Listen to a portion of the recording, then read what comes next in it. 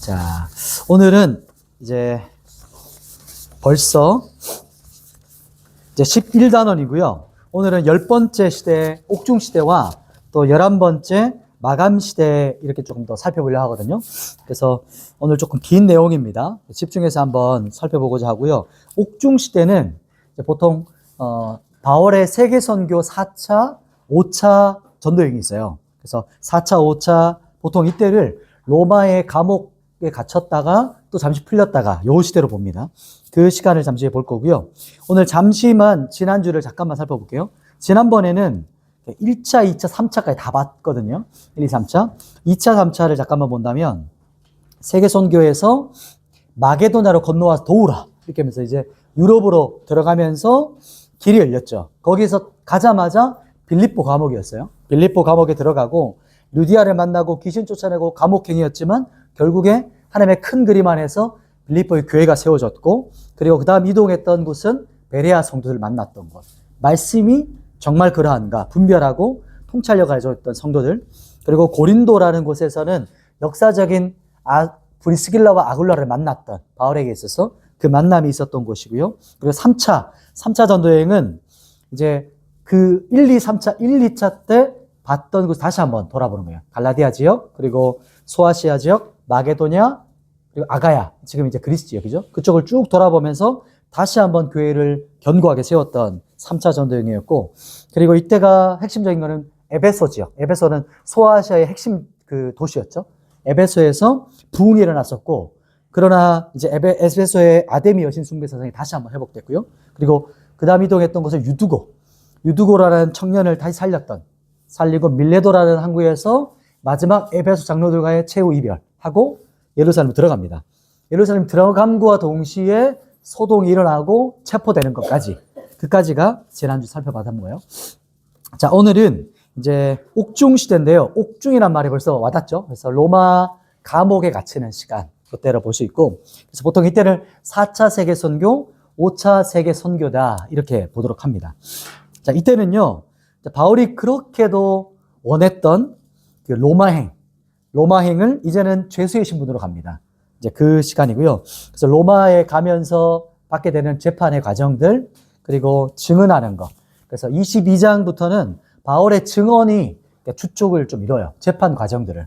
그렇게 27장, 28장 쭉 가는데, 그리고 27장에서는 조금 이제 달라지는 것이 로마로 가는 배를 타면서 배가 파선을 합니다. 그 일들이 일어나고요. 그리고 그 다음 11번째죠. 11번째 마감시대를 살펴본 것은, 우리가 앞에는 제가 중간중간에 어성경 읽어지는 좋은 게 뭐냐면 중간중간에 사도행전을 하면서 썼던 성경을 살펴보거든요. 이 지역에서 봤으면 고린도라는 지역에 왔을 때 고린도서를 본다거나, 에베소에서 사역할 때 고린도에 썼을 때 에베소에서 쓰게 되는데, 그 어떤 에피소드들, 고린도 전후서뿐만 아니라 눈물의 편지 이런 것들을 쓰는 부분이 있는데, 저희는 조금 그런 부분들을 좀 스킵하고 쭉 스토리로 갔거든요. 그래서 그 부분들은 제가 오늘 롯데 이렇게 짧게 한번 서신서를 살펴보려고 합니다. 그것들 기억하시면 좋겠고, 그래서 로마서, 고린도 전후서, 갈라디아서, 에베소서, 빌립보서, 골로새서, 데살로니가 전후서, 디모데 전후서, 디도서, 빌레몬서, 히브리서, 야고보서, 베드로 전후서, 유다서, 이렇게 조금 짧게 한번 살펴볼 거예요. 그래서 갈라디아서만 해도 한 1년씩 같이 보는데 우리 한 5, 6년치를 핵심만 살펴볼 겁니다. 자, 바로 가보겠습니다. 자, 오늘은 이제 보이시죠? 옥중시대인데요. 첫 번째는 이제 예루살렘 체포, 좀 겹쳐져요. 체포되면서 재판하는 과정인데, 22장, 사도행전 22장으로 가보겠습니다. 사도행전 22장. 사도행전 22장 펼치셨나요? 22장인데 22장에서 보면 사도 바울은 늘 그래요. 지금 사도 바울이 선동된 사람들에게 엄청나게 폭행을 당했거든요. 어느 정도의 폭행이었냐면 로마 군사들이 데리고 와서 이제 들것에 들고 가야 될 정도래요. 걸어가질 못해요. 너무 심하게 맞아가지고. 근데 들것에 들려나가는 중에 사도 바울이 뭐라고 하냐면 천부장에게 말을 걸어요. 혹시 제가 발언할 기회를 얻을 수 있습니까? 그랬더니 천부장이 허락해 주죠. 사도 바울은 언제 어디서든 어떤 상황에 드든지 자신이 복음 전할 기회를 찾아내요. 그래서 이때 유대인 형제들에게 바울이 간증을 합니다. 변호를 가장한 간증이에요.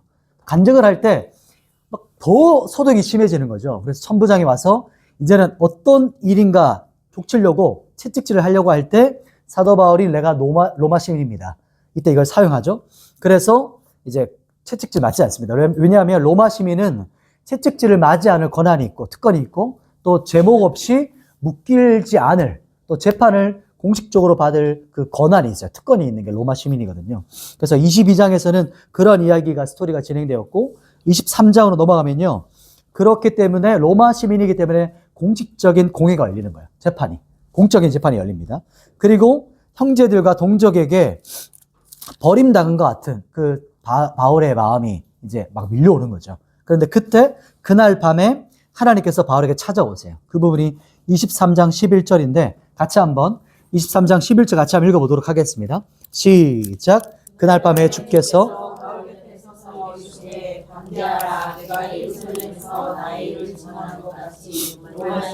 증언하리라 하리라 하시니라. 아멘. 하나님께서 사도 바울을 격려하시죠. 옆에 섰다. 지금 정말 가까이 가장 가까운 것에 지금 옆에 있어요.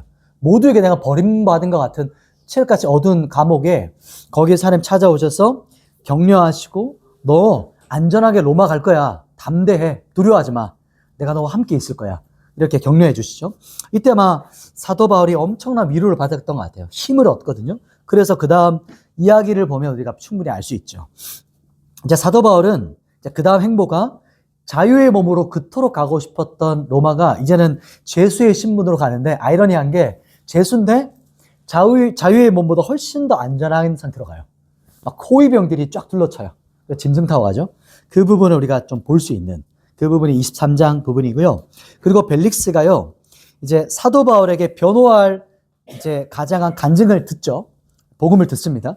그런데 벨릭스는 복음을 듣고 두려워해요. 뒤로 물러납니다. 그 부분이 24장 넘어가는 부분인데 이 말씀을 듣고도 두려워하고 결단하지 않습니다. 이게 벨릭스의 모습이었고 또 한 가지 뭐냐면 바울이 혐의가 없거든요. 죄가 없어요. 그런데도 불구하고 24장 27절에 보면 이태가 2년이거든요. 2년 동안 그냥 그대로 머물게 놔둬요. 그러니까 보류했던 거죠. 책임 전가합니다. 언제까지냐면 25장에 누가 이제 부임하죠? 베스토라는 총독이 새로 부임해요. 2년 동안 그대로 구류해두고 그 다음 사람에게 넘깁니다. 책임 전가하는데 왜냐? 24장 27절 뒷부분에 유대인의 마음을 얻고자 했기 때문이에요. 정치적인 입지 똑같죠. 예전에 빌라도 똑같고 이 벨릭스도 똑같고 그 다음 베스토도 어찌 보면 좀 비슷해요. 왜냐하면 보시면 25장에 넘어가는데 베스토가 부임하자마자 3일 만에 대제사장들이 바울 문제로 소송을 합니다. 그런데 이 소송이 이 사람들은 예루살렘에서 재판했으면 좋겠습니다. 이렇게 계략, 음모죠. 왜냐하면 가는 길에 죽여버리려고. 이 말을 듣고 베스토가 바울에게 묻죠. 바울은 거기서 가이사, 즉 황제에게 상소합니다. 로마 시민의 특권이죠. 상소할 수 있는 가이사에게. 그래서 이제 떠나게 되는데 이때 베스토가 이제 바울에게 또 한 번 더 기회를 주는 것이 뭐냐면 아그리빠 왕입니다. 2세. 아그리빠 2세와 버니게인데 버니게는 그 누나이기도 하면서 그 이제 아내가 돼요. 나중에 좀 이상하죠. 계보가. 아무튼 이 사람에게 간증을 하는 기회를 얻습니다. 그때 베스토의 반응. 그 부분이 어떻게 반응하냐면 몇 절인지 한번 볼까요? 제가 좀 빨리 가다 보니까 23절인가요? 4절인가요? 잠깐 보자. 23절 넘어가고 제가 26장입니다. 26장에 24절 26장 24절까지 왔습니다. 사도 바울이 간증을 하는데 베스토가 어떻게 말하냐면 바울아 네가 미쳤구나 이렇게 말해요. 네가 많은 학문이 너를 미치게 한다 이렇게 말하죠. 요즘 말로는 하마터면 내가 깜빡 넘어갈 뻔했다. 하마터면 내가 그리스도인 될 뻔했어 이렇게 말하는 거거든요. 잘못하면 그리스도인 될 뻔했다. 이렇게 네가 미쳤구나 지금. 잠깐 내 앞에서 지금 간증하면서 내가 깜빡 넘어갈 뻔했어 이렇게 말하는 거예요. 네가 정말 미쳤구나라고 하지만 사도 바울은 저는 진짜 지극히 정상입니다. 제가 묶인 거 외에는 여기 있는 모든 사람들이 다 저처럼 됐으면 좋겠어요. 이렇게 말을 하죠. 이렇게 말을 하면서 사도 바울이 정말 사람들은 미쳤구나. 이렇게 생각했을 거예요. 야, 진짜 이거 완전 매니아. 요즘 말은 매니아잖아요. 예수 매니아구나. 이 부분을 보면서 나는 세상 사람들 어딘가에 미쳐 있거든요. 나는 어디 미쳐 있나? 예수께 미쳐 있나? 세상에 미쳐 있나? 이걸 볼 수 있는 부분이 이제 26장 부분에 이제 재판 과정까지 26장이 마무리가 됩니다. 이제 27장으로 넘어가면요. 27장은 이제 27장 1절에 보시면 한번 읽어볼까요? 1절.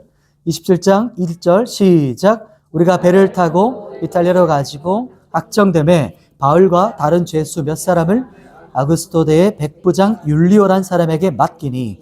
아멘. 여기가 이탈리아죠. 로마 이탈리아로 가게 되는 겁니다. 배를 타고 가는 거예요. 배 이름까지도 알려줍니다. 그죠? 2절에 보시면 아주 구체적인 그 항로를 다 알려줘요. 어떻게 배가 파손되었는지가 27장의 앞부분에 쭉 갑니다. 그런데 배가 잘 가는 것 같았어요. 13절에 순풍이 순하게 불었다. 오, 우리가 잘 가고 있구나 라고 생각했지만 14절 같이 한번 읽어볼까요? 14절 시작. 얼마 안 되어 섬 가운데로부터 유라굴로라는 광풍이 크게 일어나니 동풍이 칩니다. 갑자기 돌풍이 일어나요. 태풍이. 그렇게 해서 강력한 돌풍이 일어나면서 배가 밀려서 이제 파손되기 시작해요. 막 표류하는 거예요. 바다 한가운데서. 그래서 어떻게 되냐면 이제 그냥 모든 배의 짐까지 버릴 정도. 그러니까 구원의 여망까지 소망이 사라졌어요. 사람들이. 아, 이렇게 하다 죽겠구나. 해도 뜨지 않고 계속 폭풍이 치니까 이제 우리 다 죽었다라고 했던 그 죽음만 남은 그 상황 때 하나님께서 바울에게 찾아오십니다. 그때가 바로 22절이죠. 우리 22절 같이 한번 읽어볼게요. 22절 시작. 이제는 안심하라. 너희 중 아무도 생명에는 아무런 손상이 없겠고 오직 배뿐이라. 아멘. 왜냐하면 24절에 하나님께서 뭐라고 바울에게 말씀하셨냐면 바울아 두려워하지 말라.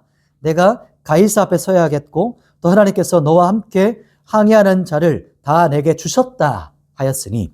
주셨다. 이거 우리 구약할 때 기억나시죠? 네 손에 붙였다. 전쟁 때 항상 필승. 주셨다. 이게 하나님께서 생명을 너에게 주셨다라고 말씀하시면서 배가 파손될 거고 여기 있는 모든 사람들의 생명은 구원받을 것입니다. 바울이 말하고 나서 약속을 붙잡고 이제 쭉 이 시간들이 진행되어지면 그 다음 28장 넘어가면요. 어디에 정박하게 되죠? 구조되는데 28장 그 섬이 멜리데입니다. 지금으로는 몰타 섬이라고 하고 그레데 이렇게 말하기도 합니다. 거기서 정박을 딱 하게 돼요. 얼마나 힘겹게 거기 딱 정박했는데 거기 딱 올라가자마자 원주민들이 좀 이렇게 접대가 아니죠. 조금 이제 환송은 아닌데 아무튼 잘 이렇게 환대 맞습니다. 잘 영접해줘요. 그래서 불도 피우고 이렇게 좀 쉬는데 근데 불 피우려면 나무를 해야 되잖아요. 바울이 나무를 이제 불에 딱 던질 때 딱 뱀에게 물립니다. 복사에게 맹독에 이제 딱 물리게 되죠. 사람들이 야 진짜 이 사람은 살인자구나. 공의가 이 사람을 살려두지 않는구나. 언제 죽나 지켜보는데 바울이 죽지는 않는 거예요. 그래서 그 부분을 보면서 마가복음 16장에 믿는 자에게 이런 표적이 따르느니라는 말씀이 있거든요. 뱀에게 물려도 독을 마셔도 해를 입지 아니하며 그 말씀이 실제 이루어지게 되는 것을 볼 수가 있고 그리고 나서 이 멜리데 섬에서 이제 강력한 하나님의 역사, 기적과 능력, 치유의 역사가 일어나면서 이 멜리데 섬 자체가 완전히 다 부흥해요. 모든 사람들이 영접하게 되고 그리고 나서 제수와 군인들도 말할 것도 없겠죠. 이 사람들의 생명을 구원받았으니까 사도 바울에 대한 신뢰도가 이제 거의 100%까지 올라갔겠죠. 말씀대로 이루어졌으니까. 그리고 나서 28장 드디어 이제 마지막 장인데 28장 그 뒷부분에 보시면 결국 AD 60년입니다. 보통 AD 60년경에 로마에 도착하게 됩니다. 그토록 보고 싶었던 로마 형제를 만나게 되는 부분 어디죠? 15절이죠. 28장 15절에 아비오 광장 트레이스 타베르네까지 이게 말이 어렵잖아요. 이게 뭐냐면 여관색에 붙어 있는 것을 트레이스 이렇게 말을 이제 번역한 겁니다. 여관세계가 붙어 있는 그런 그 도시였어요. 그래서 타베르네라는 여관에 그곳에서 만났고 바울이 그 형제를 만나고 너무 감격스럽고 하나님의 말씀이 성취되니까 담대함이 막 불같이 일어났던 거예요. 사도 바울 안에. 이게 상상이 되시죠? 드디어 가고 싶었던 그 여정, 그 2년 갇혔고 그 배를 타고 오면서 그 여정을 지나서 사도 바울이 그렇게 보고 싶었던 형제를 만났습니다. 그 부분이 15절에 만났고요. 그리고 62년. 왜냐하면 2년 뒤에 잠시 풀려나요. 이게 로마 법입니다. 죄가 정해지지 않으면 2년 뒤에는 풀려줘야 되거든요. 그래서 2년 동안 풀려나게 되는데 그러면 약 2년 동안 사도 바울은 뭐 했을까요? 충분히 짐작이 되죠. 그 부분이 23절 우리가 추론할 수 있습니다. 23절 같이 한번 읽어볼게요. 28장 23절 시작. 그들이 날짜를 정하고 그가 유숙하는 집에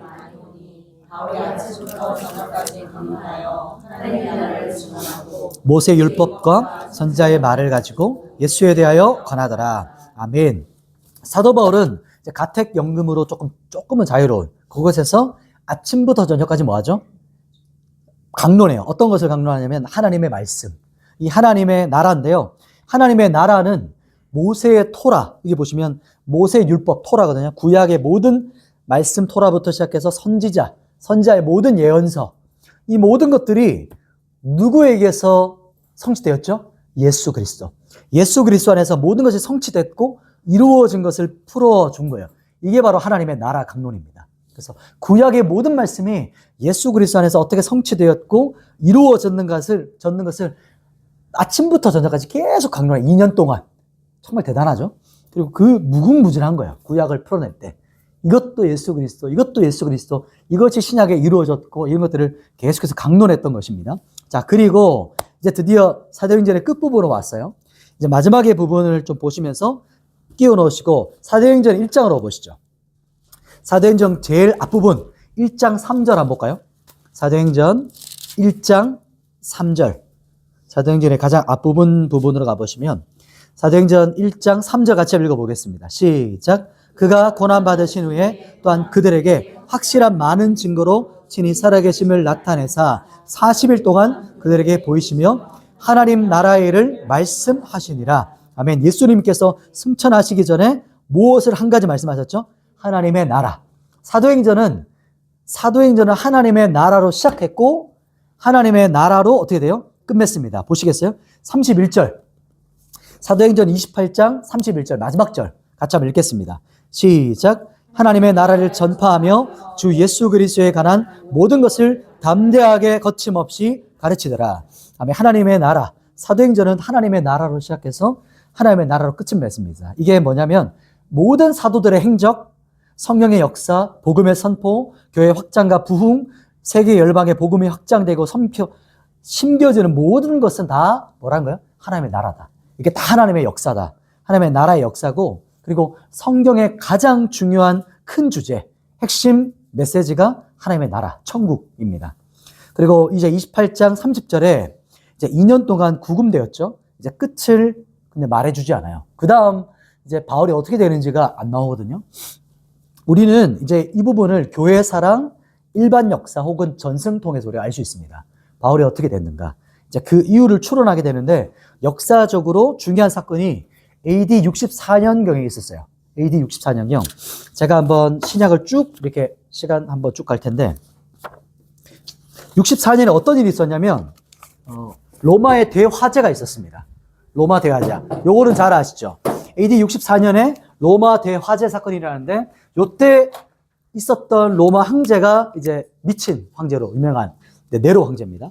그래서 네로 황제가 이 책임이 14구역 중에 10군데가 불타거든요. 그러니까 엄청나게 많이 탄 거예요. 그래서 이 책임이 자기에게 돌아온 걸 보면서 처음에는 유대인에게 전가하려다가 더 구체적으로 그리스도인 유대인들에게 전가시켜요. 그래서 이때부터 그때는 이제 로마 그 도시죠. 로마 도시 안에서 박해가 시작되어지고, 그 다음 도미티안 황제 때부터는 로마 전 제국적으로 이제 핍박이 시작됩니다. 그래서 신약 성경에 이제 우리가 지금부터 살펴볼 텐데, 서신서가 쓰여지는 모든 배경들이 이런 핍박의 시간 가운데 쓰여지게 된다. 이걸 우리가 좀 볼 수 있는 거죠. 자, 그러면, 이제 우리가 서신서들을 조금 보면서 하나씩 끼워 맞추기 한번 해보도록 할게요. 그리고 AD 68년에 사도 바울과 베드로는 조금 더 일찍 죽었다 볼 수 있지만 AD 68년경에 사도 바울과 베드로가 거의 비슷할 때 순교합니다. 이때가 로마 황제 그 네로입니다. 네로 때 죽습니다. 자, 여기다가 이제 시간표를 쭉 이렇게 한번 가고요. 시간표를 좀 가고 서신서들을 이제 역사 순에 따라 조금 한번 보도록 할게요. 자, 우리가 예수님의 십자가부터 한번 볼까요? 부활부터 보죠. 예수님께서 부활하신 거의 AD 30년, 부활 승천입니다. 부활 승천. 이 부분부터 좀 보면, 그리고 나서 조금 생략하고 1차로 좀 바로 가볼게요. 사도행전 1장부터 12장까지는 이제 교회 역사죠. 오순절 성령 강림. 오순절 성령 강림 사건이 있었고, 그리고 나서 교회가 이제 생기면서 오순절 성령 강림. 그 다음에 이제 순교, 스테반 순교 사건을 조금 보고, 그리고 이제 교회가 확장되어집니다. 그 다음에 여기서는 사울의 회심 사건 조금 본다면요. 여기까지가 이제 12장까지. 그 다음에 1차. 이제 여기서부터는 사도행전 13장부터입니다. 이제 1차 세계선교. 여기 1차까지 마저 볼게요. 1차 세계선교 때는 보통은 두 가지 설이 있는데, 요때 성경이 어떤 게 쓰여졌다라고 보냐면, 갈라디아를 봅니다. 갈라디아서가 이때 혹은 2차. 요게, 근데 보통은 정설은 2차로 봅니다. 2차. 저는 1차라고도 보기도 하지만, 대부분의 지금 전통적인 해석은 2차 때 갈라디아가 쓰였을 것이다. 그래서 2차 때 성경이 또 어떻게 쓰여지냐면요. 이때 데살로니가 전서, 살전, 살후. 우리 아까 들어오실 때 받은 빈칸 있죠? 빈칸은 지금 적지 마시고 좀 이따가 한번 여러분이 복귀하면서 한번 적어보세요. 거기다가 적었었으면 괜찮아요. 괜찮습니다. 적으셔도 되고, 여러분 있는 본을 보면서 어떻게 성경이 쓰여지나를 참 보는 겁니다. 1차 세계 선교 때, 이때가 AD 47에서 48년입니다. 47년에서 48년. 이때 세계 선교 여행이고, 안디옥에서 시작되죠. 1차 세계 선교. 어디든 비슷하지만. 2차 세계 선교는요, 2차 요 사이에 하나의 중요한 사건이 있었죠. 중요한 회의. 무슨 회의였죠? 예루살렘 공의회. 그렇죠. 예루살렘 공의회. 우리 이방인에게 정말 중요한 공의회입니다. 이때 공의회가 있었고, 그 다음에 이 공문을 가지고 2차 세계 선교가 시작된다라고 볼 수 있는 거예요. 그리고 2차 세계 선교 때는 어떤 점이 있었냐면, 살전과 살후 쓰여졌고요. 그리고 이때는 대략 50년부터 53년으로 봅니다. 53년. 보통 53년까지도 봅니다. 2차, 그 다음에 3차 세계선교. 3차 세계선교는요, 3차 때는 고린도 전 후서, 그리고요, 그 다음에 로마서. 자, 로마서. 요거 이제 나올 때까지 기다렸습니다. 로마서를 점점 한번 살펴볼게요. 로마서는 성경을 좀 보면서 보겠습니다. 로마서. 성경을 보면서 같이 볼게요. 로마서로 한번 가보겠습니다. 사도행전 뒷장이죠. 바로 보시면. 로마서는 대략 이제 3차 세계 선교 여행 때 썼을 것이다 라고 보거든요. 3차 때. 그리고 보고 어디서 썼냐면 고린도에서 AD 57년. 성경에다 적어 놓으면 좋을 것 같아요. AD 57년쯤에 고린도라는 곳에서 썼어요. 그러니까 로마로 보내는 편지인 거죠. 로마서의 핵심 주제는, 한 주제는 의입니다. 하나님의 의. 그래서 우리는 죄라고 하지만 로마서의 성경에서 말하는 죄는 불의예요. 죄가 없는 상태. 의가 없는 상태. 죄송합니다. 의가 없는 것을 죄라고 해요. 우리는 죄라고 생각하지만, 그래서 의가 없다, 빛이 없다. 그 빛이 없는 것이 바로 불의다. 이렇게 예를 들 수 있죠. 그리고 속량, 또 중요한 키워드가, 로마서의 키워드가 속량, 속죄, 구속. 이런 핵심 키워드들이 있습니다. 속량, 속죄, 구속. 하나님의 의가 전체 주제고요. 그 부분이 바로 로마서 1장 17절을 볼 수 있어요. 우리 같이 한번 읽어보도록 할게요. 로마서 1장 17절을 같이 한번 이제 읽어보도록 하겠습니다. 시작. 복음에는 하나님의 의가 나타나서 믿음으로 믿음에 이르게 하나니 같으니라. 아멘. 믿음으로 믿음에 이르게 한다.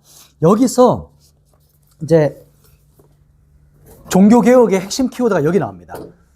이 부분을 잘못 해석하면 교단 안에 머물 수가 있어요. 교단을 뛰어넘는 복음이거든요. 복음은 보시면 어떤 키워드냐면 성경에 보시면 믿음 뭐라고 하죠? 믿음 처음에 믿음 의로 나오죠.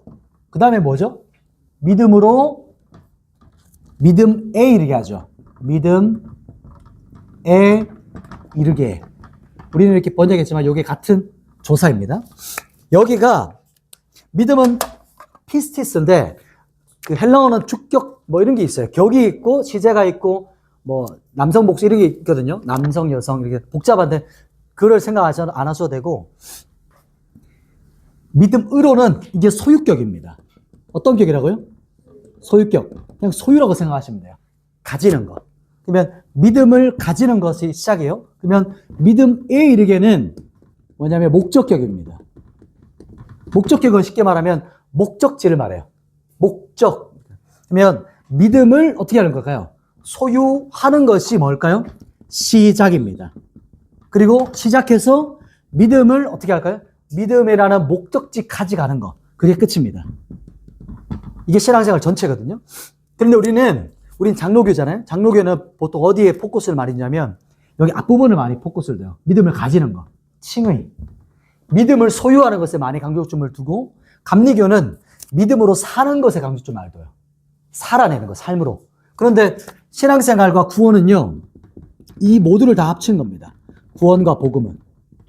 그래서 로마서는 이 부분을 제대로 해석하면 신앙생활의 전체가 이 안에 담겨 있어요.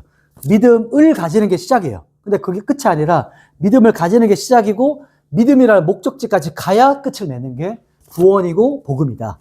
이게 성경에서 말하는 이제 믿음을 가지는 거 그리고 믿음의 목적지까지 가는 거. 이게 믿음으로 믿음에 이르게 한다. 그래서 1장 17절을 정확하게 해석했을 때 우리가 하나로 치우치지 않게 돼요. 온전한 신앙생활을 하게 된다는 거죠. 믿음 소유한 것만 끝나는 게 아니라는 거죠. 그래서 믿음을 가지는 게 신앙생활의 시작이고 믿음의 목적지까지 가는 것이 신앙생활의 끝이다. 이걸 우리가 기억해야 된다는 거예요. 그래서 오직 의인은 믿음으로 말미암아 살리라 이렇게 성경이 말합니다. 자, 로마서를 이제 장별로 조금 핵심만 살펴보도록 할게요. 자, 이제 1장은요. 로마서를 전체를 이제 쫙 시작하는 전체를 주제이기도 합니다. 13절을 보시면 로마서가 쓰인 배경을 말해요. 13절에 제일 끝 단어가 뭐죠? 막혔다가 나오죠. 막혔다. 이게 누가 막으셨을까요? 하나님께서 사도 바울을 막았어요. 로마로 그렇게 가고자 하는데 막아요. 왜 그럴까요? 우리를 위해서입니다. 큰 그림으로 봤을 때는 사도 바울이 로마에 갔으면 로마서가 있었을까요? 없었을까요? 없었겠죠. 그 이야기. 하나님께서 사도 바울을 로마에 가지 못하게 개입하셨고 막으셨어요. 그래서 지금 우리에게 이 복음의 정수와 같은 로마서가 우리 손에 있는 겁니다. 바울이 갔으면 로마서를 안 쓰고 말씀을 전했겠죠. 로마서라는 게 우리에게 남아있고 하나님께서 바울이 못 가니까 편지를 써서 로마로 편지를 보낸 겁니다. 그래서 그렇게 된 거고요. 그리고 16절. 자, 그러면 이제 로마서의 1장의 또 핵심 주제이기도 한데요. 한번 선포해 볼까요? 16절. 시작. 내가 복음을 부끄러워하지 않으니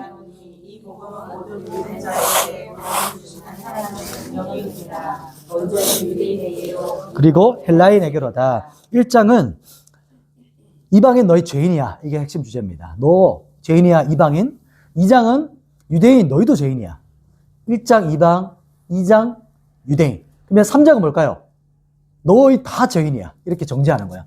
그렇기 때문에 3장에서 뭐라고 말하냐면 모든 사람이 죄인인데 하나님의 공의와 진노의 심판 앞에 있어. 이제 율법 외에 한 의가 나타나는데 그 의가 누구실까요? 예수 그리스도야. 이렇게 선포하는 부분이 1장, 2장, 3장으로 넘어갑니다. 그래서 믿음으로 의롭다함을 받게 되는 거야. 이렇게 하면서 1장, 2장, 3장을 쭉 3장에서 정리해 주면서 그러면 실제 그러면 구약에도 그런 사람이 있어? 4장 누구 나올까요? 아브라함이 나와요. 아브라함의 믿음으로 의롭다함을 받은 사람, 그 사람 구약부터 나와. 아브라함이야. 그리고 5장 8절인데요. 핵심 또 복음을 선포하는 부분인데 로마서 5장 8절 같이 한번 읽어보도록 할게요. 시작. 우리가 아직 죄인 되었을 때에 그리스도께서 우리를 위하여 죽으심으로 하나님께서 우리에 대한 자기의 사랑을 확증하셨느니라. 아멘. 우리가 아직 죄인 되었을 때 그리스도께서 십자가에 못 박혀 죽으심으로 다시 살아나셨어. 이게 복음의 핵심 키워드야. 우리가 구원받게 된 이유다라고 말하고 5장 넘어가서 6장 가면서는 믿음으로 예수님과 함께 십자가에 못 박혀 죽었어. 그리고 다시 살아난 거야, 우리가. 이것을 우리가 복음으로 우리가 다시 산 것을 이렇게 증거해 줍니다. 그리고 7장에서는 그런데 구원받아 우리가 갈등이 있어요. 그게 7장에서 속사람이 치열한 거예요. 막 전투와 갈등이 일어나요. 그게 정상이다. 그런데 8장에서 넘어가면서 이제 복음이 막 기쁨으로 터져 나오는데요. 우리 그 부분을 한번 성에 읽어보도록 할게요. 7장 24절. 제가 이제 같이 읽지 않은 부분들은 형광이나 이렇게 줄을 이렇게 쭉 해놓으시면 핵심 키워드 되는 성경이니까 읽어보면 좋습니다. 7장 24절 같이 읽겠습니다. 시작. 오호라 나는 곤고한 사람이로다. 이 사망의 몸에서 누가 나를 건져내랴. 아멘. 이게 치열한 갈등인 거예요. 내 안에 막 옛사람과 새사람이 막 치열하게 싸워요. 그런데 그 치열한 가운데 어떻게 사도 바울이 또 선포하냐면 8장 1절 2절 이렇게 딱 넘어갑니다. 8장 1절 2절 두 절 한번 선포할게요. 시작. 그러므로 이제 그리스도 예수 안에 있는 자에게는 결코 정죄함이 없나니 이는 그리스도 예수 안에 있는 생명의 성령의 법이 죄와 사망의 법에서 너를 해방하였습니다. 아멘. 이게 막 갑자기 팍 터져 나온 거거든요. 막 갈등하다가 갑자기 복음이 내 안에서 확 터져 나온 거예요. 사도 바울이. 그러나 이제는 이렇게 선포할 수 있는 거예요. 그러더니 갑자기 그리스도 예수 안에 있는 그 자유와 해방 그리고 기쁨 이게 막 터져나오면서 생명의 성령의 법이 우리를 자유케 했습니다. 이렇게 선언하는 거예요. 우리는 이거를 글로 보지만 사도 바울의 입장으로 우리가 쑥 들어가는 거예요. 갑자기 왜 여기서 막 갈등하다가 갑자기 왜 바뀌지 주제가? 근데 또 다시 그 주제로 다시 돌아가요. 또 갈등해요. 이런 어떤 사도 바울의 심리적인 어떤 변화가 이 글 안에도 숨겨져 있어요. 그리고 그러나 이제는 그 어떤 것도 갑자기 또 변하죠. 3장 38절과 39절 보시겠어요? 어떤 것도 하나님의 사랑에 끊을 수 없다. 이렇게 가장 클라이막스가 로마서 8장인데 그 부분의 마지막 꼭지점이 8장 38절 39절 부분이에요. 같이 한번 38절과 39절 두 절 한번 읽어볼게요. 시작. 내가 확신하노니 사망이나 생명이나 천사들이나 권세자들이나 현재인이나 장래인이나 능력이나 높음이나 기쁨이나 다른 어떤 피조물이라도 우리를 우리 주 그리스도 예수 안에 있는 하나님의 사랑에서 끊을 수 없으리라. 아멘. 느껴지시죠? 사도 바울이 얼마나 감격스러운지 막 터져나오는 고백. 그리고 나서 그 9장에 넘어가면서는 이 복음은 유대인이나 이방인이나 차별이 없습니다. 그리고 나서 믿음으로 구원받는 겁니다. 라고 하는 부분이 9장에 선포했고 10장으로 넘어가면요. 10장 부분에 또 한번 읽어볼게요. 10장의 9절과 10절이에요. 조금 빠르게 되면 막 넘기면서 이렇게 보셔야 돼요. 9절과 10절 두 절 읽을게요. 시작. 내가 만일 내 입으로 예수를 주로 시인하며 또 하나님께서 그를 죽은 자 가운데서 살리신 것을 내 마음에 믿으면 구원을 받으리라.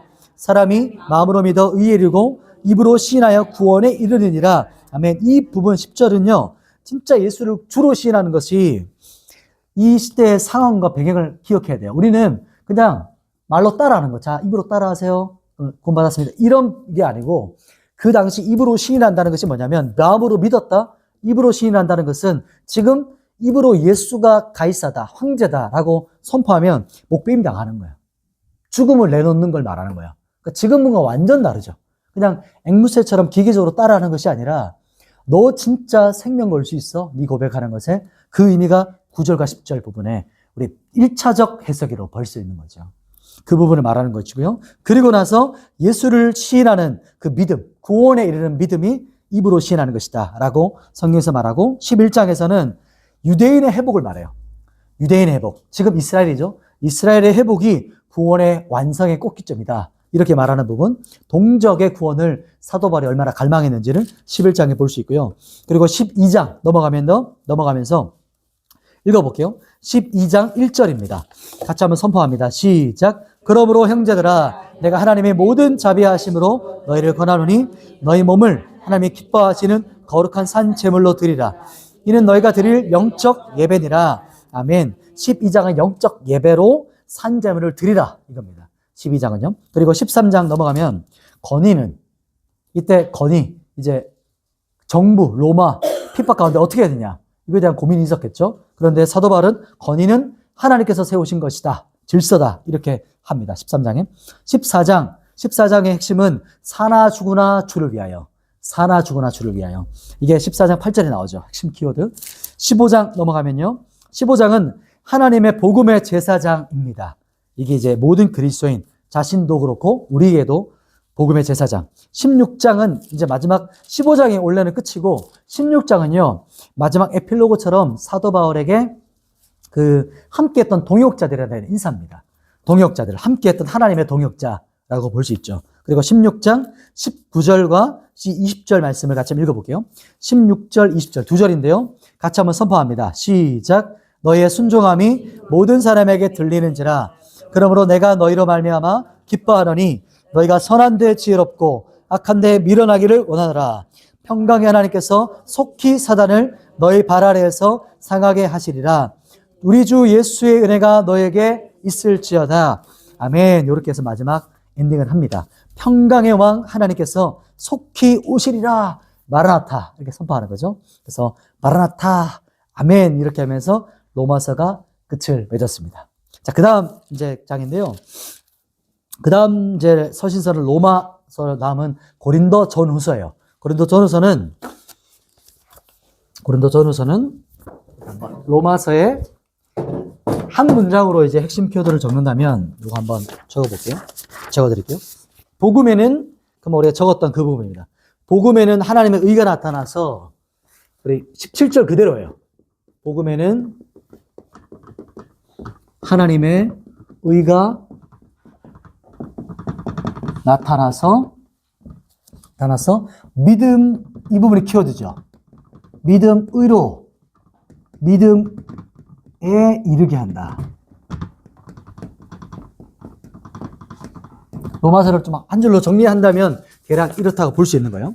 자, 그리고 고린도전서인데요. 고린도전서도 3차 때 쓰였죠. 그죠? 3차 쓰였고 이때는 이제 아마 전서는 53년경쯤 쓰였다라고 볼 수 있고 후서는요. 54에서 55. 이거는 54도 봅니다. 그래서 요때 적혔을 것이다. 고린도전서 이렇게 보고요. 아마 지역은 에베소라는 곳에서 에베소 3년 목회했잖아요. 에베소에서 이게 적었을 것이다. 라고 봅니다. 자, 2차 때 선교 여행 때 이제 쓰였거든요. 고린도 도시는 우상숭배로 유명했어요. 고린도는요. 고린도 우리가 아가야 지역이잖아요. 고린도라는 곳이. 아가야 지역은 지금 그리스 지역. 이렇게 지도로 본다면 그리스 지역인데, 요 지역에서 고린도라고 하면 그 당시에 관용구적인 말이 뭐냐면 고린도 시민, 고린도 도시 같다. 이게 그냥 성적 타락을 고린도 도시 사람이다. 이렇게 표현해요. 그러니까 이게 얼마나 도시가 음란했고 성적으로 타락했는지 알 수 있겠죠. 그리고 고린도 도시, 그리고 고린도 교회는 지금 현대 교회의 장점, 은사적인 거, 혹은 교회의 장점, 충만한 거, 그런데 단점, 너무 있겠죠. 단점, 장점, 모든 문제들을 모두가 다 갖고 있었던 교회가 고린도 교회다. 이렇게 보시면 좋습니다. 그 부분이 고린도 전서에 쭉 나와요. 그래서 고린도 전서는 이렇게 길게는 살펴볼 수 없고요. 이제 핵심 구절 한 절만 좀 보도록 할게요. 고린도 전서 1장 18절 한번 읽어보도록 하겠습니다. 고린도 전서 1장 18절 시작. 십자가의 도가 멸망하는 자들에게는 미련한 것이요 구원을 받은 우리에게는 하나님의 능력이라. 아멘. 그래서 고린도 후서의 사도 바울은 엄청나게 길게 썼어요. 얼마나 애창이 있었고 사랑하는 교회였거든요. 많은 눈물도 흘렸는데 그것을 다 이제 압축한다면 내가 약할 때 가장 강하다. 난 이걸 자랑해. 왜냐하면 사도권에 대한 이것도 막 의견이 있었거든요. 너 사도 아니잖아. 이제 그 사람들이 미혹한 사람들이 와서 그 사도 바울은 사도 아니야. 그래서 복음도 너희한테 온전하게 안 전했어. 전해도 안 전했네 지금. 복음은 할례 받아야 되고 율법은 이거 행해야 되는데 사도 바울이 아마 시간이 없어서 너희한테 못 전한 거거나 이 사람은 사도적 권위가 없는 사람이야 라는 얼마나 많은 이제 갈등과 마음이 얼마나 어려웠겠어요. 그런 것 가운데서도 사도 바울은 자신의 자격은 내가 약한 게 자격이야. 내가 만물의 찌꺼기 같은 게 자격이야. 내가 핍박받은 거, 내가 몇 번 매맞은 거, 죽을 뻔한 거 이게 자격이야. 근데 미혹한 거짓 선지자들은 자기의 자격을 나는 이런 스펙이 있고 이런 추천장이 있고 이런 걸 가지고 있다라고 했지만 완전 정반대죠. 사도 바울은. 이게 완전 시대를 거슬러 가는 바울의 모습. 이게 예수님의 자세였죠. 그걸 볼 수 있는 게 고린도 전후서의 모습이 나옵니다. 그래서 사도 바울은 약한 것을 자랑하고 내가 약한 그때 가장 나는 강해. 왜냐하면 하나님이 나를 붙잡고 계시기 때문이야. 그때가 내가 하나님께 완전히 붙잡히기 때문에 가장 강력할 때가 그때야. 라고 말하면서 이제 쭉 선포하고요. 고린도전서 12장은 우리가 잘 아는 것처럼 성령장이 나오고 그러면서 성령의 은사가 가장 좋은 길이 바로 사랑장 13장이야. 이렇게 그래서 배치가 12장 성령의 은사, 13장 은사를 가장 좋은 은사가 바로 사랑이다. 풀어내는 통로가. 이렇게 말하면서 그리고 전후서가 이 정도로 마무리하도록 할게요. 자, 그 다음이 서신서가요. 갈라디아서입니다. 갈라디아서는 일단 전통적인 시각은 2차 선교 때 쓰여졌다라고 볼 수 있습니다. 2차. 이때가 아마 55년 정도라고 볼 수 있습니다. AD 55년. 자, 그 갈라디아서는요. 들어가기 전에 고린도전후서를 좀 한 문장으로 좀 이제 핵심을 키워드를 잡는다면 고린도전후서 불가능하지만 제 의견으로 제가 생각한다면 모든 문제 메모할 수 있으면 메모하시면 됩니다. 모든 문제와 죄악들을 십자가의 복음의 능력으로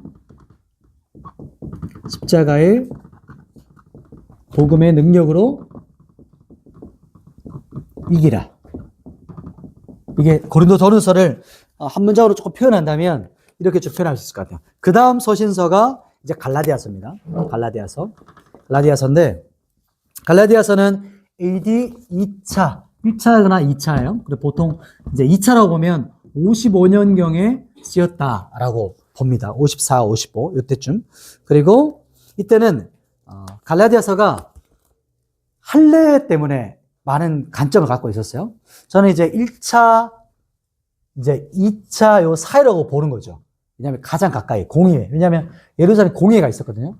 예루살렘 공의회의 핵심 키워드가 할례, 행위, 율법이었어요. 그렇기 때문에 갈라디아서랑 같이 가는 거예요.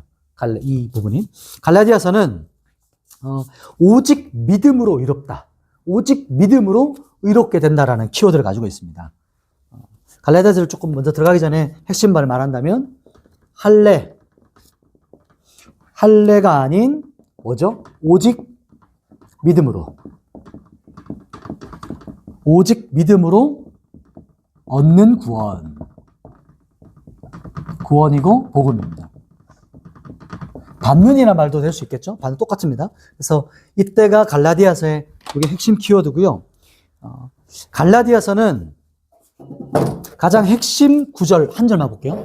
2장 20절 한번 보겠습니다. 갈라디아서 2장 20절 같이 한번 복음의 진수가 어찌 보면 우리가 로마서 볼 때 저 시작과 끝 그 부분이 2장 20절에 그대로 담겨 있어요. 같이 한번 읽어볼게요. 선포하겠습니다. 시작. 내가 그리스도와 함께 십자가에 못 박혔나니 그런즉 이제는 내가 사는 것이 아니요 오직 내 안에 그리스도께서 사시는 것이라. 이제 내가 육체 가운데 사는 것은 나를 사랑하사 나를 위하여 자기 자신을 버리신 하나님의 아들을 믿는 믿음 안에서 사는 것이라. 아멘. 이게 바로 복음의 정수죠. 그러니까 구원받은 자가 어떻게 살 것이냐, 그리고 어떻게 구원받았고 어떤 원리를 가지고 살아야 하냐, 이게 갈라디아서 2장 20절 반드시 꼭 암송해야 될 말씀 이 부분입니다. 자, 그 다음 우리 가면요, 그 다음 서신서가 빌립보서죠. 자, 그 다음에 에베소서네요. 에베소서부터 한번 볼게요. 잠깐만요.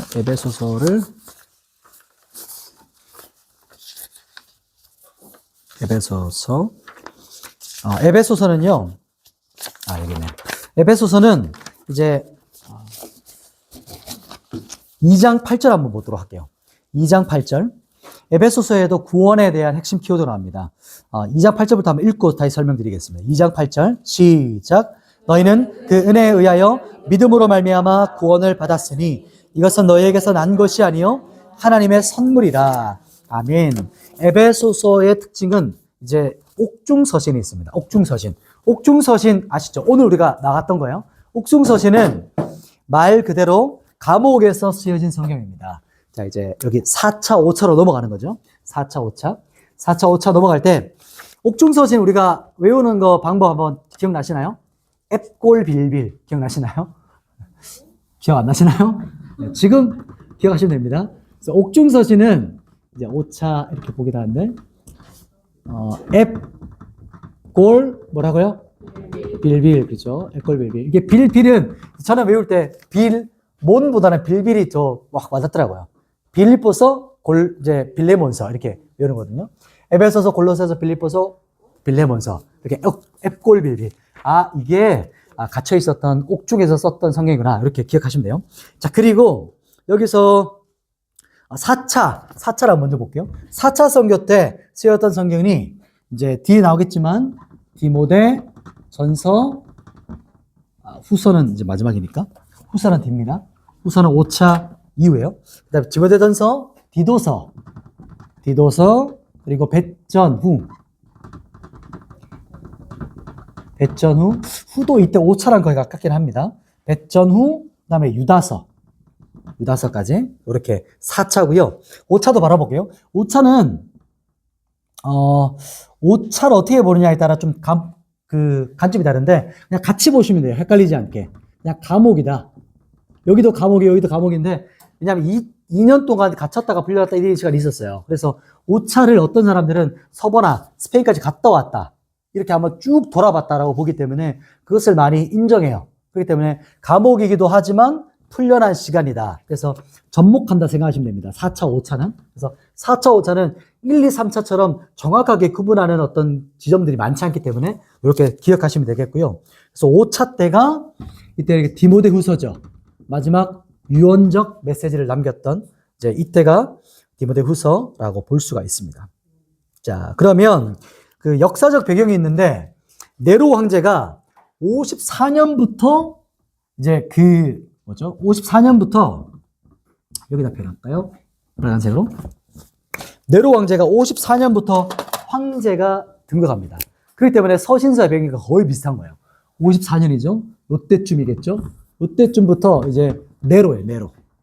네로 황제가 54년부터 시작해서 언제까지냐면 68년까지예요. 거의 이제 68년도까지 68년까지 1차 박해라고 보시는 거예요. 1차 박해. 이때부터 그 전부터는 분위기가 계속 있었어요.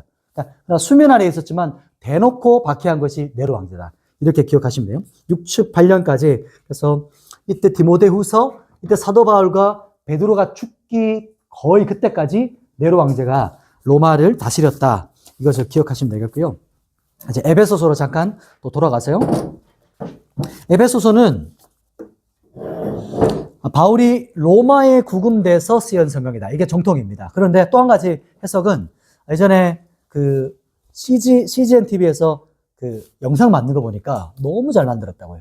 그 보니까요. 꼭 한번 보세요. 사도 바울의 그 사도행전을 쭉 가거든요. 그러면 거의 뭐 유럽 안 가도 완전 너무 퀄리티가 막 장난 아니거든요. 그래서 막 드론으로 찍고 막 항구 비춰주고 구체적인 사진, 웬만한 사진보다 훨씬 더 이렇게 영상이니까 쫙 보여줘요. 그래서 온 것 같은 느낌이 들어요. 근데 거기서 성경사님의 해석은 로마가 아니라 아마 가이사라 감옥에 구금됐을 때 이 성경에 쓰지 않았을까. 그 중에 빌립보서라든지 이렇게 해석을 하더라고요. 그렇기 때문에 양쪽 다 해석할 수 있습니다.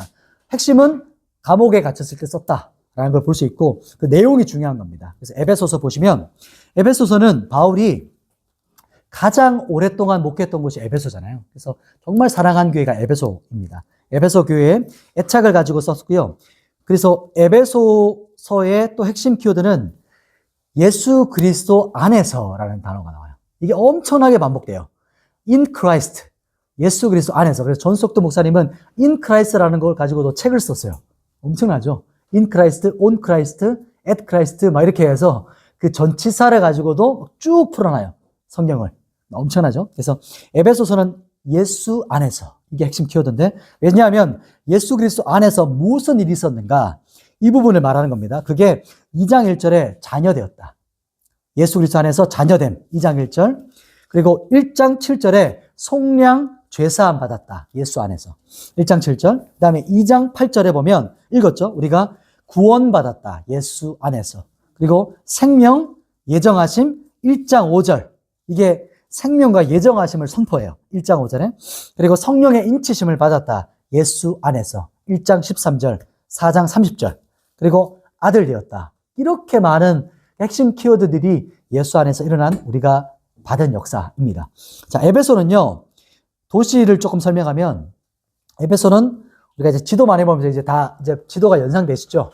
아, 이쪽에 소아시아 지역에 이쪽 항구 쪽, 좀 상단 밑으로, 이렇게 하단 밑으로 이렇게 있었던 도시고, 핵심 도시였는데, 여기는 가장 큰 도시였고, 또 7대 불가사 아데미 여신 신전이 있었어요. 엄청난 웅장한 신전이 있었던 아데미 여신 숭배 사상으로 가득한 도시. 그리고 에베소는 역사적이고 문화적으로 배경만 봐도 많은 것들을 봤을 때 모든 것이 다 우상이었거든요. 그리고 막 엄청 타락했고 활발하고 화려하고 막 지금 이 시대 같아요. 이 시대와 거의 비슷한 맥락을 가지고 있던 도시가 에베소다. 그래서 에베소는 에베소를 읽으면서 자, 정말 이 시대를 볼 수 있겠구나. 이런 걸 볼 수 있는 거죠. 그리고 에베소서는 구원을 만세 전에 예정하신 하나님의 신비의 영역으로 봐요. 그 부분이 참 이 에베소서의 독특한 관점이면서 너무 우리에게 중요한 걸 알려줘요. 만세 전에 계획했다. 이게 우리가 구원받은 그때가 아니라 이미 우리가 만들어지기도 전에 만세 전에 예정하신 하나님의 그 신비의 영역을 우리에게 말해주는 게 에베소서의 1장 3절에서 5절까지의 부분을 우리에게 말해주고요. 그리고 죄에서 구원받은 우리는 지금 어디 있을까요? 여기 있으시죠? 근데 에베소서의 관점은 구원받은 우리가 여기도 있지만 지금 우리의 자리, 포지션, 신분은 지금 하늘 보좌에 주님의 보좌 우편에 있다. 이렇게 말해요. 참 독특한 관점이죠. 그래서 우리는 이 땅을 발을 딛고 살아가지만 믿음으로 우리가 바라본다면 나는 지금 보좌에서 주와 함께 다스리는 자다. 함께 있는 자다. 이 관점을 말하는 것이 5장 5절 6절 부분을 우리에게 말해주는 부분입니다. 그래서 구원은 오직 은혜와 구원, 믿음으로 받는 것이다. 이게 선물이다. 하나님의 기프트, 은사, 선물이다. 그 부분을 이제 에베소서는 구원을 이런 관점으로 말하고요. 3장 넘어가면요. 3장에서는 사도의 기도가 나옵니다. 사도적 기도라고 하죠. 사도의 기도가 그리스도의 사랑의 너비와 그분이 19절 부분이거든요. 기도를 쭉 하다가 너희가 하나님의 그 사랑, 그리스도의 사랑의 너비와 길이와 높이와 길이를 알기 원해. 이게 사도적 기도의 핵심 키워드였어요. 얼마나 에베소 교회를 사랑했습니까? 그러니까 에베소 교회를 생각할 때마다 이렇게 기도한 거예요. 그래서 여러분이 기도할 때 말씀으로 기도한다는 것은 사도적 기도들이 나오거든요. 그러면 그 사도적 기도를 가지고 와서 여러분의 언어로 기도하시면 돼요. 그리고 구약과 신약에 기도했던 부분들을 가지고 와서 접목시키는 게 말씀으로 기도한다는 말을 가지고 있는 겁니다. 오늘 이 부분에 기도했던 부분 여기 나오고요. 6장으로 조금 더 넘어가면요. 에베소서에 저는 정말 좋아하는 부분이 6장이거든요. 왜냐하면 영적 전쟁이에요. 영적 투쟁, 영적 씨름, 여러 가지 해석일 수 있겠죠. 영적 전쟁의 이 부분은 투쟁, 그러니까 전투의 원리를 말해줘요. 그리스도인이 어떻게 싸워야 되는지 말해줘요. 그냥 축복받고 우리가 좋아하고 행복받는 길 맞아요. 성경에 나와요. 그런데 그 부분뿐만 아니라 그리스도인이라는 사람은 싸우는 사람이에요. 전쟁하는 사람들입니다. 투쟁이 있어야 되고 싸움이 있어야 되는데 우리가 어떻게 싸워야 되는지를 잘 몰라요. 그리고 싸움에 별로 관심이 없어요. 굳이 싸워야 돼? 굳이 그렇게 살아야 돼? 근데 성경은 분명히 말해요.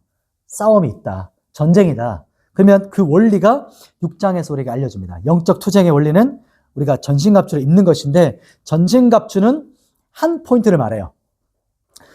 왜냐하면 시청각적으로 말해줬지만 그런데 비유에 너무 포커스를 가지고 있어서 거기에 몰두하면 안 됩니다.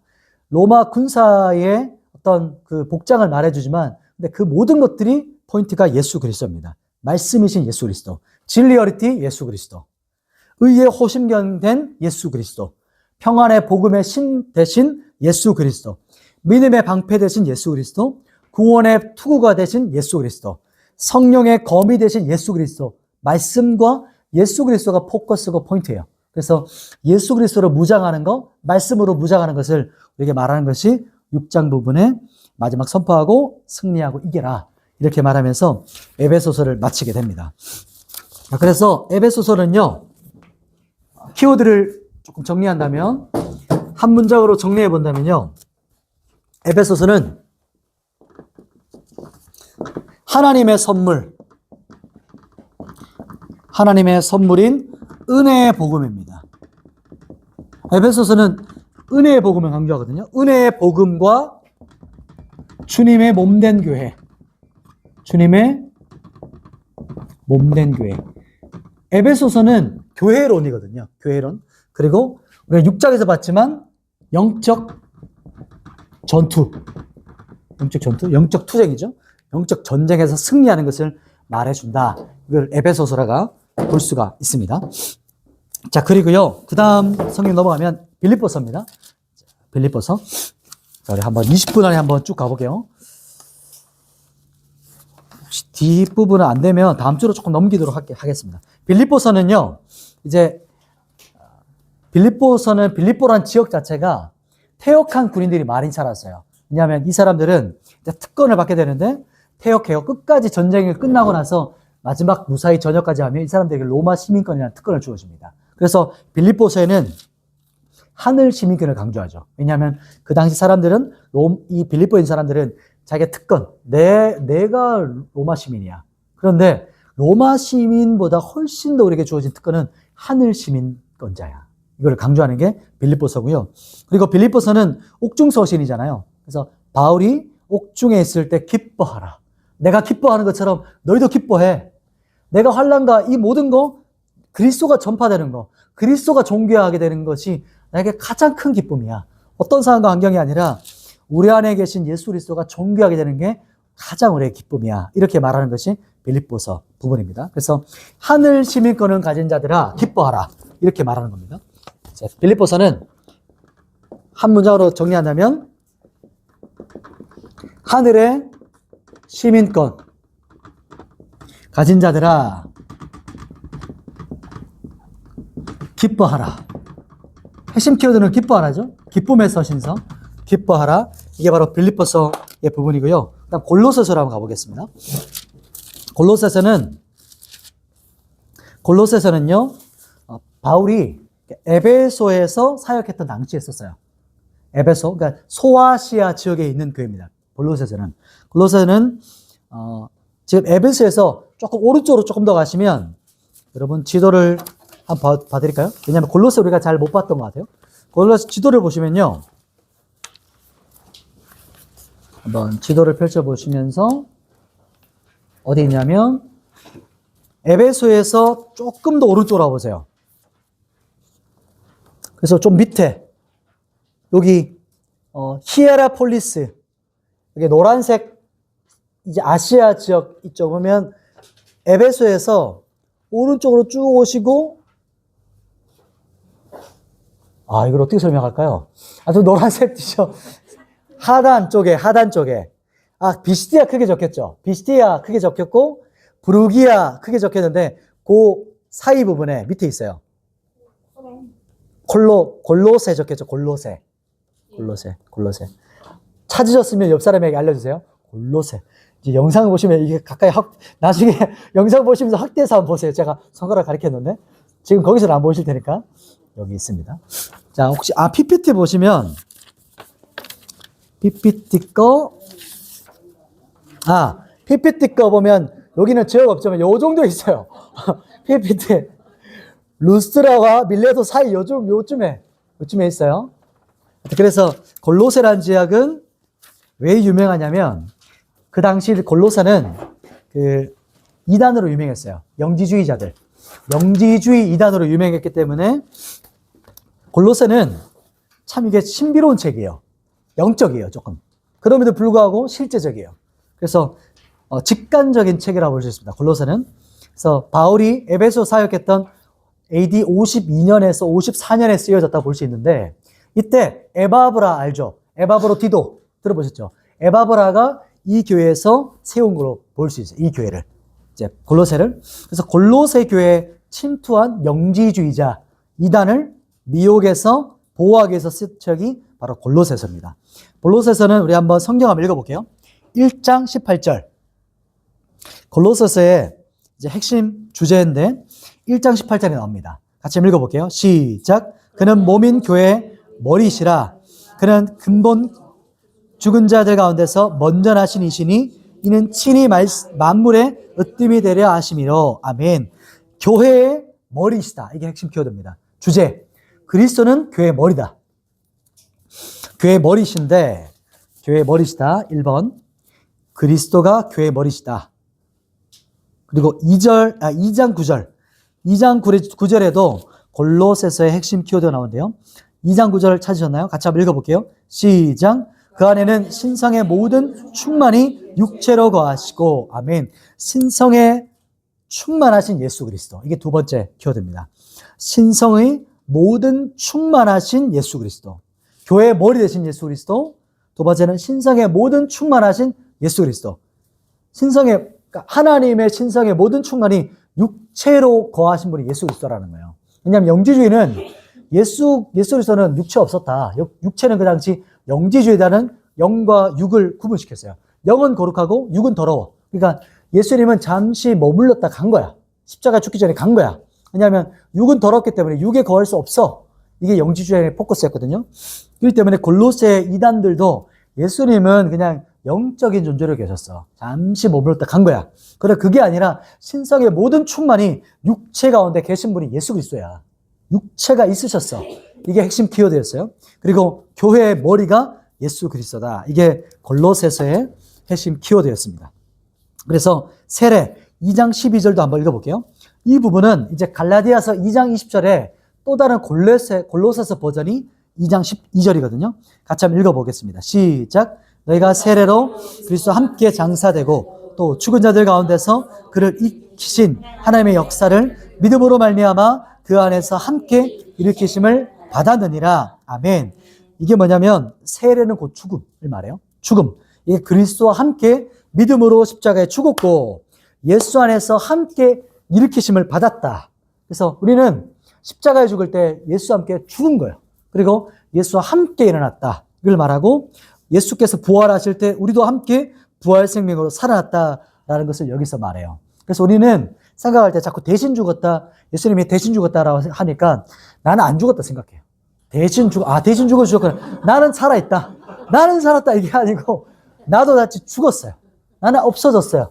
나는 완전히 끝장났어요. 그리고 내가 살아났는데 내가 살아난 게 아니고 나가 살아난 그 모습은 예수가 나를 살아난 거예요. 그러니까 예수가 나의 주인이다. 이게 핵심 키워드예요. 구원의 복음의 핵심 키워드예요. 그러니 내가 아니에요. 나는 예수께 소유된 자예요. 예수의 종이라는 거예요. 사도 바울이 말하는 것처럼 나는 내 인생은 끝장났고 이제 내가 살아가는 구원받은 내 인생은 예수가 나를 통해 살아가는 인생이다 라는 걸 말하는 겁니다. 이거를 모르면 예수님 날 위해 죽으셨구나. 참 감사하다. 그게 아니에요. 감사하죠. 근데 나는 끝장났고 예수가 이제부터 나를 통해 예수의 역사를 써가시는 걸 말하는 거예요. 이게 구원의 핵심 키워드입니다. 그래서 골로새서 버전도 2장 12절에 이걸 말하는 것이고요. 그래서 영적인 신령한 복 3장에서는 너희가 예수와 함께 죽었고 살았잖아. 그러면 이제 육체의 것을 구하지 마. 영적인 위의 것을 구해. 그게 바로 신령한 복을 말하는 거예요. 그리고 하나님 나라를 추구하라. 이렇게 말하면서 골로새서가 마무리가 됩니다. 자, 골로새서를 우리가 조금 더 키워드를 가지고 정리해 본다면 골로새서는 골이죠. 이 부분은 교회의 머리 되시며 만물의 뭐죠? 만물이 충만. 만물에 충만하신 예수 그리스도. 이게 보통 골로새서의 교회 머리, 만물, 충만 이런 것들이 핵심 키워드들이 있거든요. 이걸 기억하시면 될 것 같아요. 만물에 충만하신 그 독생자, 영광이 충만하신 바로 예수 그리스도시다. 이게 골로새서에 좀 정리한다면 그렇고요. 그리고 데살로니가로 넘어가 보겠습니다.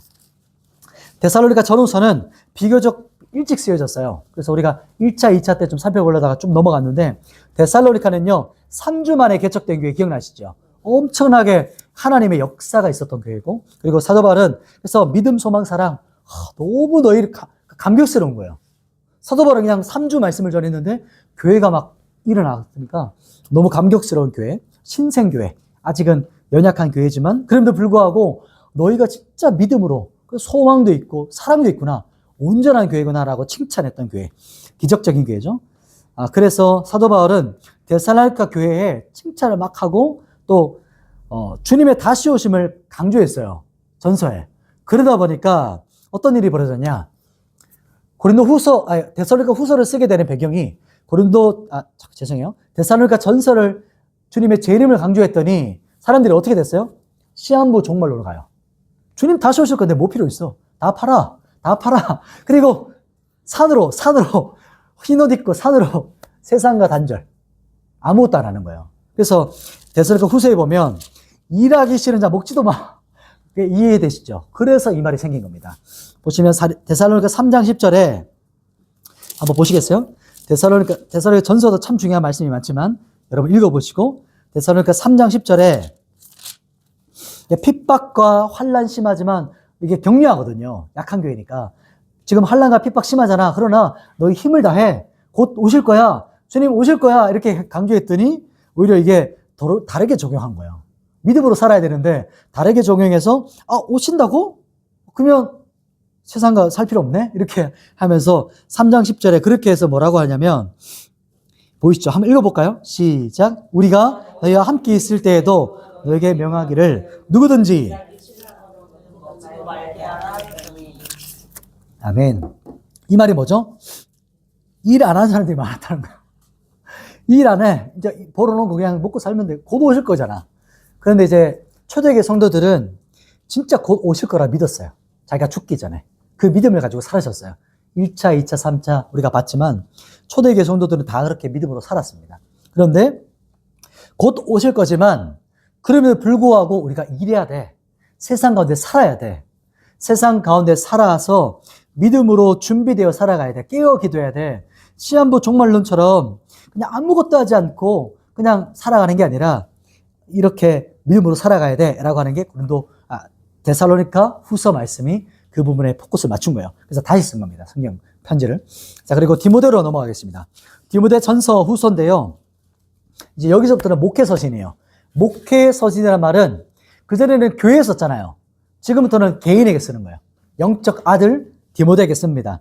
이때가 AD 64년경에 쓰여졌다라고 볼 수 있습니다. 그래서 이때 다시 로마에서 다시 체포됐죠. 체포되고 나서 쓴 성경인데 바울의 영적 아들이 디모데였는데요. 디모데 전서 후서에는 이런 좀 키워드들이 있어요. 한번 성경에 적어 놓으시면 좋을 것 같아요. 그리스도인들을 어떻게 표현하냐면 군사다. 군사, 경주자, 농부라고 비유해요. 군사, 경주자, 농부라고 비유합니다. 이게 마지막 때 그리스도인이 살아갈 때 정체성을 말해요. 태도. 우리의 마음 자세가 군사처럼, 경주자처럼, 농부처럼 살아가야 돼. 라고 하는 부분이 디모데 전서 1장, 2장 보시면 쭉 나올 거예요. 그리고 디모데 후서 2장 3절과 5절과 6절에 보시면 한번 뒤로 가보시겠어요?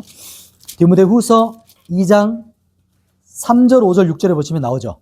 좋은 병사, 경주자, 그리고 농부 나옵니다. 그리고요, 디모데 후서는 바울의 마지막 유언이거든요. 마지막 유언적 메시지. 마지막 때 특징을 말해줍니다.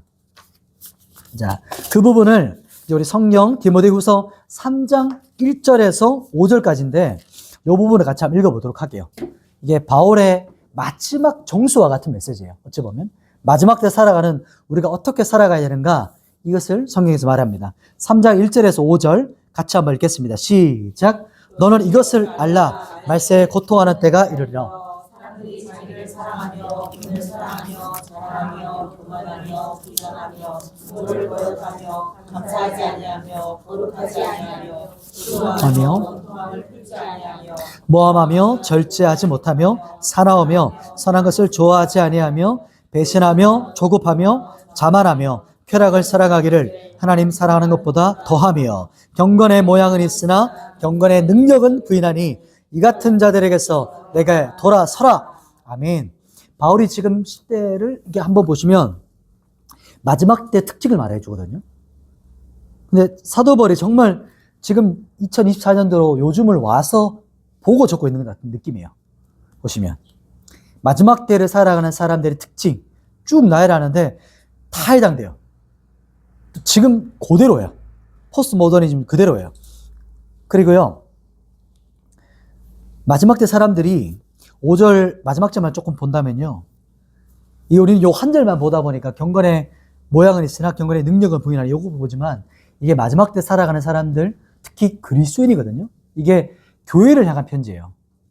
교회가 그리스도인이 마지막 때 특징을 말해준다 볼 수 있는 거죠. 이 시대 사람들은 경건의 모양을 집착해요. 경건의 모습을 바라봐요. 바깥으로 드러나는 거는 많이 관심을 가져요. 그게 중요하다 생각해요. 그런데 정작 경건의 능력은 부인한다? 이게 무슨 말이죠? 경건의 능력은 별로 그렇게 관심을 가지지 않아요. 경건의 능력에는 집중하지 않아요. 내가 능력이 나타나나? 내가 삶을 살아갈 때 진짜 내가 믿음으로 살아가는 능력이 있나? 싸워서 이기고 있나? 생명력이 있나? 내 안에 그리스도가 실제하는가? 이게 지금 이 시대 청년들과 이 시대 사람들, 여러분들도 마찬가지겠죠? 이 시대는 진짜냐가 중요하잖아요. 실제냐? 복음의 실제냐? 복음 진짜야? 하나님이 있으면 진짜 나에게 나타나셔? 나에게 진짜 피부로 와닿는 그런 분이야? 나와 함께 하시는 분이야? 이게 중요한데, 그것보다 그냥 겉포장, 바깥으로 드러나는 거, 거기에만 집중한다는 거예요. 사도 바울은 거기에 있는 사람들 네가 돌아서 잘라버려. 너 진짜 믿음으로 살아가야 돼, 마지막 때. 그것을 말해주는 부분이 3장 부분에서 디모데 영적 아들에게 마지막도 말해주는 거예요. 그리고 바울의 마지막 유언을 말하는 게 4장이거든요. 4장은 자신의 인생에 이제 전제와 같이 부어졌어요. 이게 뭐냐면, 번제로 드릴 때 전제를 부어요. 그러니까 기름을 붓습니다. 그리고 나서 이제 자기가 믿음의 경주가 끝이 났다는 걸 직감하죠, 사도 바울이. 그게 우리가 마지막 5차 때 감옥에 갇혀서 그곳에서 직감하면서 썼던 성경이 디모데후서입니다. 이때 부분이 어떤 사람은 빚을 탈 때 히브리서가 배경이라고 말합니다. 오늘은 서신서까지만 보고 마감 시대는 다음 주에 같이 한번 살펴볼게요. 그래서 공동서신서부들은 넘어가도록 하겠습니다. 자, 우리 디모데후서 4장 6절에서 9절을 한번 볼까요? 4장 6절에서 9절까지 부분을 같이 한번 읽을게요. 4장 6절 9절 시작. 전제와 같이 내가 벌써 부어지고 나의 떠날 시각에 가까웠도다. 나는 선한 싸움을 싸우고 나의 달려갈 길을 마치고 믿음을 지켰으니 이제 후로는 나를 위하여 의의 면류관이 예비되었으므로 주 곧 의로우신 재판장이 그날에 내게 주실 것이요 내게만 아니라 주의 나타나심을 사모하는 모든 자에게도니라. 아멘. 9절. 8절까지 보겠습니다. 죄송합니다. 자, 8절까지였습니다. 신앙, 바울이 가지고 있었던 신앙의 핵심 키워드, 재림신앙입니다. 재림신앙. 사도 바울도 자기가 살아있을 때 주님이 오실 거라 믿었던 사람이에요. 이게 다 그렇습니다. 초대교회 성도들은 다 주님 오실 것이다, 다 믿었어요. 요한계시록이 다음 주에 살펴보겠지만, 다 마지막 예배 마침 목사님이 축도하시면 마지막 아멘이 뭐예요? 아마라나타 이렇게 선포하는 거거든요. 아멘, 아멘, 아멘 오십시오 이렇게 화답했습니다. 이게 초대교회 성도들의 핵심 키워드였어요. 십자가 복음, 그리고 재림신앙.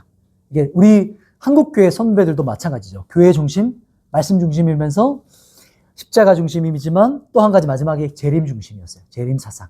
그래서 항상 마라나타 이렇게 부활절 되면 다들 흰 옷 입고 나오시고, 그게 그런 거잖아요. 마지막 주님 오심을 막 사모하는 그 마음. 그것이 우리에게 지금 잃어버린 키워드가 아닐까 우리 생각해 보시게 되죠. 오늘 사도 바울은 4장 마지막 인사하기 직전, 그 뒷부분의 인사거든요. 마지막에 꼭 사도 바울이 아들에게 해주고 싶은 말. 나는 이제 다 부어졌어. 이제 내 인생 전체가 하나님께 드려졌어. 내 경주가, 나 지금 이게 뭐죠? 이 마지막 그 통과점이 눈앞이야. 근데 내가 이 통과점을 딱 통과하면 나에게 상급이 주어질 건데, 이건 나에게 뿐만 아니고 그리스도가 다시 오심을 나타나심을 사모하는 모든 자에게도 이 상급이 주어질 거야. 상급신앙. 사도 바울이 모든 사람에게 지금 다 버려진 것 같고, 자기의 남은 것은 아무것도 없거든요. 그냥 감옥에 갇혀가지고 두루마리 성경 하나, 겉옷 하나. 사람들이 다 나를 버렸어요. 혼자요. 그 부분이 이제 서신서 보면 나오잖아요. 그런데 그때 자기가 하는 말은 모든 상급 주님께 주실 거야. 이렇게 말하면서 그 상급은 저는 이게 그때 초등학교 때 이 암송했던 말씀이 요거였거든요. 9절. 아직도 기억이 나요. 너무 안 헤어지는 거예요. 마침 말이. 모든 자에게 돈이라. 이 말, 그 당시 안 쓰는 말이거든요. 에게 돈이라. 에게 돈이라. 그래서 주일 아침에 이거 뒷부분이 안 헤어져가지고 씻으면서 수십 번 에게 돈이라. 에게 돈이라. 이거 했던 기억이 나요. 다양도실 가면서 나타나심을 사모하는 에게 돈이라. 모든 자에게 돈이라. 이게 좀 기억이 나죠. 신기하죠. 30년 전 그때가, 이게 이 말씀이 그 말씀이었구나. 그때는 무슨 의미인지는 모른 채 그냥 암송했는데, 주의 나타나심을 사모하는 자에게 돈이라. 에게 돈이라. 그때도 기억했던 것 같아요. 모든 자에게도 똑같구나. 모든 자에게 똑같구나. 에게 돈이라. 우리나라 말 참 신기하다. 그렇게 했는데, 그렇습니다. 지금 바울이 받게 될 상급이 우리에게도 받게 된다는 거예요. 나타나심을 사모하는 모든 자, 동일하게 받게 될 거다. 이렇게 말합니다. 뒷부분은 두 권 있는데요. 디도서는 한번 짧게 한번 볼게요. 디도는 영적 아들이었어요. 디도서는 4차 전도 여행 때 쓰여졌습니다. 그레데 섬에서요. 그리고 모든 양육을 맡기고 디도에게 편지를 쓰고 있고요. 장로와 감독을 세우는 기준이에요. 장로와 감독을 세우는 기준. 그리고 그레데 섬 사람들은 엄청나게 힘들었어요. 거짓말, 짐승, 게으름뱅이, 거칠기로 유명한 섬 사람들이 이 그레데 섬이었습니다. 이 목회를 맡기고 디도에게 맡기는 것이죠. 그리고 그 다음에 빌레몬인데요. 빌레몬서는 형제 용서예요. 형제 용서. 그래서 공동체와 형제 용서가 키워드입니다. 이 부분. 요것만 한번 써드리고 마치도록 할게요. 자, 우리가 살전이죠. 살전 후. 어쩌면 살과 후가 다르긴 한데 같이 합쳐서 믿음, 소망, 사랑. 그 다음에 주님 도둑같이 오신다. 주님이 도둑같이. 그러나 신랑으로. 왜냐면 도둑같이 온다니까 사람들이 마음대로 하니까 그게 신랑이야. 다 기대하고 준비되어 있어야 돼. 이렇게 말하는 겁니다. 그리고 디모데 전후. 저는요, 영적 아들에게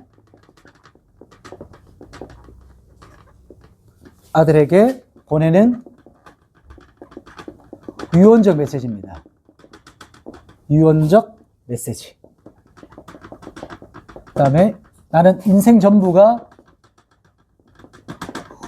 이게 바로 후서 부분이죠. 인생 전부가 전제로 드려졌다.